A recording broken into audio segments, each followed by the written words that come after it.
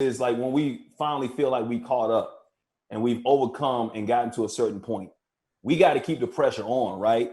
We got to keep the pressure on to make sure, because they always seem to change the laws every time we get a law that's in our advantage. After slavery, the 13th Amendment even had like a little bit of a loophole in it, basically saying if you're convicted of a crime, we can basically put you back into slavery. Put you back in, yeah. You know what I mean? Then they had the Jim Crow laws and the segregation and everything. And then they had crime bills. They have all these things that seem to put black people, people of color, down. So what we have to do is, even after we get back on equal footing again, we got to be 2 steps ahead of them so that we can maintain our distance or equality in this country. Yeah. Right. I mean, I agree with that, but I think we also have to look at the structure of law enforcement. We have to look at the history of where law enforcement comes from. When we look at that, we have to keep in mind that that came from the fact of people being slave catchers. That was set in place to bring slaves back into slavery. You know what I mean? So it's also holding the people we place in office and holding them accountable, but we also have to be accountable in restructuring what law enforcement looks like, so that all people, regardless of their shade, you know, have a chance at justice to begin with. Yeah, you're right. What's our responsibility? Donny, we're always talking about self-responsibility. What do you think our responsibility is? We want them to change, and they should change. We can't cure racism. They have to. But what is our responsibility afterwards? Or get out there and vote and spread the word to the people and make sure, you know, everybody is held accountable to do what they need to do and make sure that at the end of the day, man, you know what?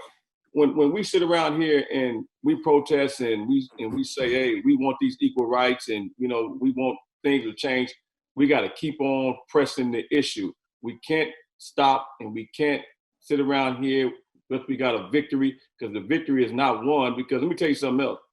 When he goes to trial, they pick a jury of his peers, you know, and people are going to be agreeing with what they think he should get off on. You get what I'm saying? So we got to sit back and we really got to say that, yo, the triggeration might come and we might start doing this again because you never know what's going to happen. So we really have to get out here and do the right thing and vote and change the local laws and get those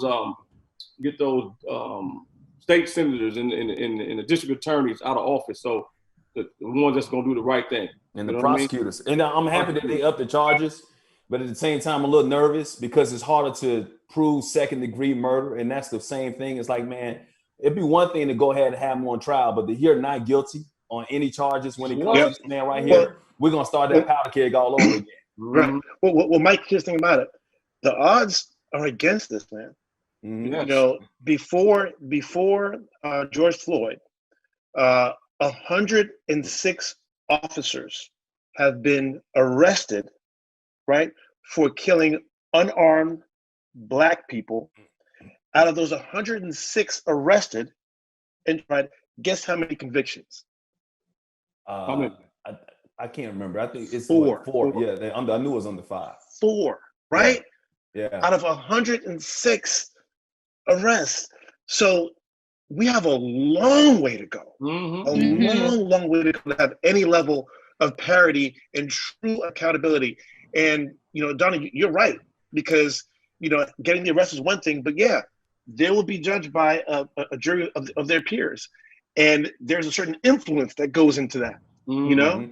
And there's change of venue. There's all kinds of things that they can do still to set up. I mean, let's go. Honestly, I watched the Rodney King tape again the other day. I was watching a special, and you looked, all these years later, you look at that beating Rodney King took, and you sit and you say, like, how in the world could those cops have gotten off? Right.